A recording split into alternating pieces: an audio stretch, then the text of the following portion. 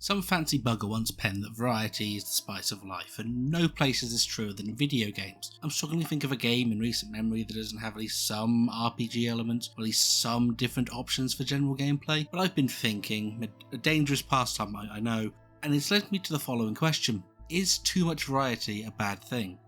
It's probably self-explanatory, but for the ones in the back eating glue, let me just do a quick rundown of what variety means in this context. Variety in this case means freedom of choice. Spec how you want, build how you want, play how you want. A lot of games have at least some form of progression that lets the player become more powerful as the game goes on. Sometimes it's just as simple as increased stats awards at certain points throughout the game, or maybe unlocking equipment, abilities or combos. But more often than not, progression is based on the classic point system, where you unlock skill points when you level up. From there you typically get one of the following: a skill tree or the classic RPG stat boosts. Whichever one you get, you have to choose how you want to build the character, and that's basically it. What should you build? I don't know, don't care, build what you want, I'm not your dad. Just remember, a lot of games have a level cap, so don't evenly spread your points like a complete idiot. Not that I've ever done something like that before. So that's the basics. Build your endpoint and wreck shop. Save the world or some crap, I don't know. But yes, you'll need gear. Everyone loves gear. Everyone has that lovely loot goblin side of them that makes them want to take everything that's not nailed down by force if necessary. And this is where variety becomes problematic. Let's take Borderlands 2 for example. It likes to see itself as the premier looter shooter with 87 bazillion guns. And you're probably thinking, 87 bazillion guns? I'd be spoiled for choice. And you'd be right, I guess? But when you have so much choice, your choices actually become kinda limited. Okay, that sounds really backwards, but think about it like this. Say you have an SMG that you've been using for a while. Now you come across another SMG. It's kinda cool looking, and it's got better stats, but it doesn't feel different. It's just the same gun, effectively, just with a different coat of paint. My point is, with such a huge number of weapons being thrown at you in such quick succession, you'll find most weapons are either flat out worse or just so marginally better than what you currently have that upgrading to it is barely noticeable. And that's before we get into uniques. Let's open that kettle of fish, shall we? You see, not all weapons are created equal. Some are forged in hellfire, and into them their creators poured their cruelty, their malice, and their will to annihilate life. So these are uniques, while to the untrained eyes, and those that can't read bright red flavour text, may appear just like every other weapon.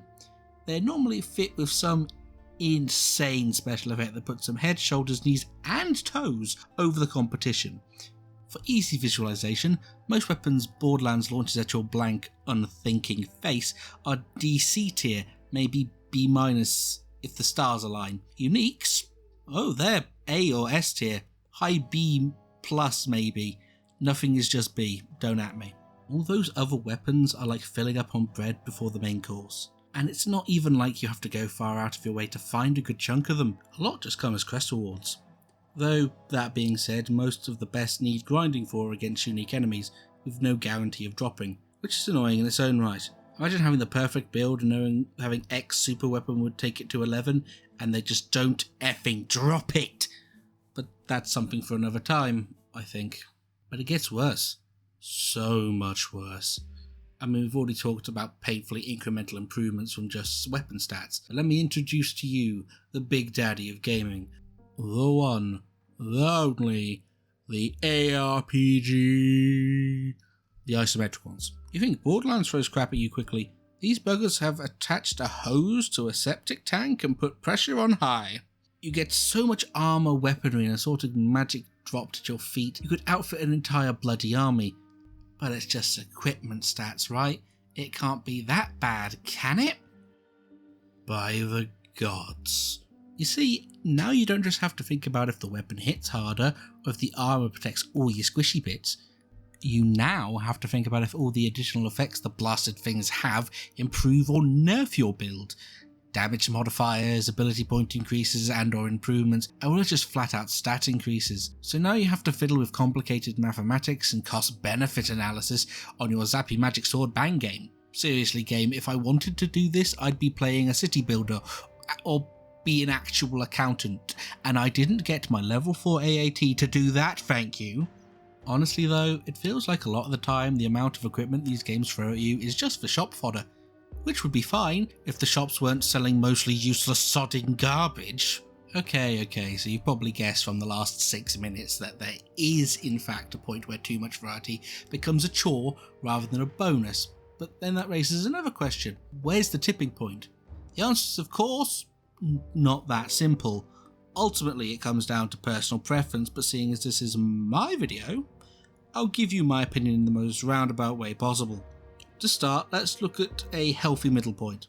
Dark Souls. Specifically Dark Souls 3, because looking at the entire Soulsborne series would take too long and I spent more time playing that one than the others. Each level in Dark Souls relates to a stat point that you can put anywhere and set the groundwork for tailoring your build to your playstyle.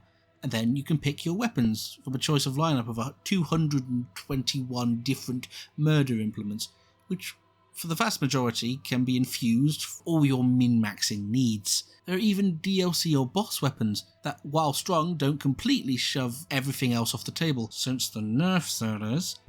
All sounding sweet, right? A lot of choice but not too much, and every option is good in its own way, right? Sadly no.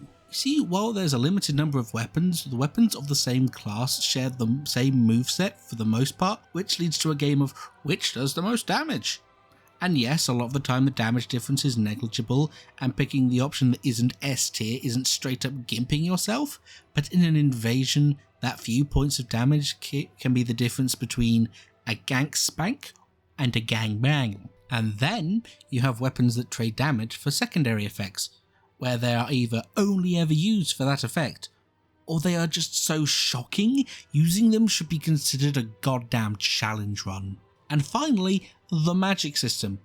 I can't give an in-depth insight into it because most of my characters have been dullard heathens, but there is basically zero difference in how staves, chimes and talismans work, so it's all about the numbers, and you will generally get to a point where only a select few spells are ever even contemplated. Just be prepared to face vestiges and soul spears for the rest of eternity. Now, I haven't mentioned rings and armour here because, honestly, outside of base poise for the armour and certain almost required rings for specific builds, it's all about the fashion, darling. The term fashion souls exists for a reason, people.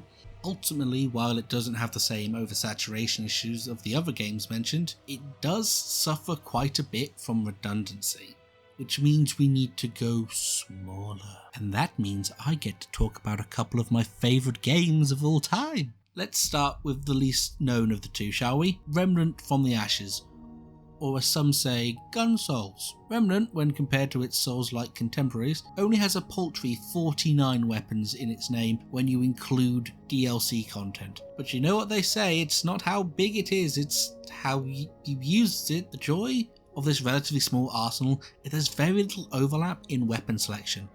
Each gun has its own niche, so it never feels like you're picking an objectively bad weapon. And yes, that is including boss weapons. It all feels like a side grade. Yeah, you'll have areas where, say, a sniper rifle will outperform a shotgun, but again, it never feels like you're punished for favouring one over the other. And then you get into the meat and potatoes of the game.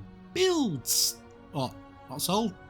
All these games have builds. Well, yeah, but this is something kinda special. While you get trait points from leveling up, they do not define your playstyle. Your gear, on the other hand, does.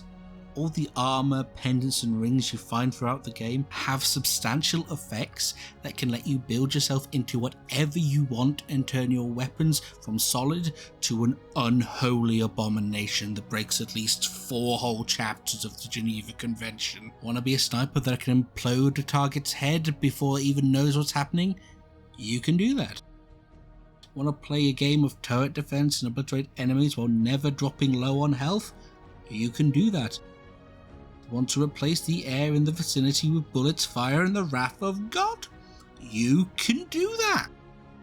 Hell, you could even play the entire damned game melee only if you want. Just enjoy fighting Exilus, you absolute mad lad. And if you want to have a change of pace, you can simply swap out what you're working with on the fly. It's like playing dress up, only with a lot more murder. Next up, we have Divinity 2, good old Div 2. Classic fantasy stuff here. It's pretty much the opposite in Remnant in the fact that stats are much more important than gear. Not that gear isn't worth thinking about, but stat points just way more important because stat points open skills, and skills are great. Because you're not limited to one specific build, you can spec some pretty crazy stuff, like a wizard that just throws themselves into a fight like a living atom bomb. Summon actual literal Satan, CC Mageddon, generic stabby boy. The combos are practically limitless, especially due to the fact that there is a persistent battleground. You see, anything you throw into battle stays in the battle. Throw down an oil spill? Set that crap on fire. Splash a bit of water on the floor? Set that crap on fire. Fill a room with poison gas? Blow it away with a tornado. Nah, I'm just kidding, set that crap on fire. For the non-pyromaniac, that means you can create ludicrously elaborate combos and turn the entire world into a literal hellscape for even the smallest altercation. And here's the best thing. Outside of tutorial prison, no, seriously, the tutorial is literally a prison. You can respec at any time and literally everything. You can fiddle with literally every aspect of your build at any time and completely flip the script, especially late game where having a balanced array of attacks is imperative. Wait, never mind, just set that crap on fire. Now, if you notice, both Remnant and Div 2 have a limited selection of options to play around with from a purely gameplay perspective. However, you are never left sorting through a surplus of gear or trying to comprehend a wall of stats, trying to eke out a minor buff. But does that on its own make it better? Not really. It's the freedom to completely alter your build on the fly that elevates these small arsenals into some of the most enjoyable games I've played in a long time. So, is there such a thing as too much variety? No, but sometimes a small varied spread is better than tables of bread. Hey, that rhymed. And that's all I've got time for you today. Please like, comment, subscribe, force your immediate family to watch whatever makes you happy. I've got a few smaller ideas in the works that I'll be throwing at the wall that is YouTube soon enough. Look forward to that. Oh, and just worth mentioning in passing, I'm currently streaming on Twitch every Friday at 8 PM BST. Love to have some people come watch. I get very lonely. Either way, I'm the Resident Gremlin, living in your attic, and I'll see you guys soon.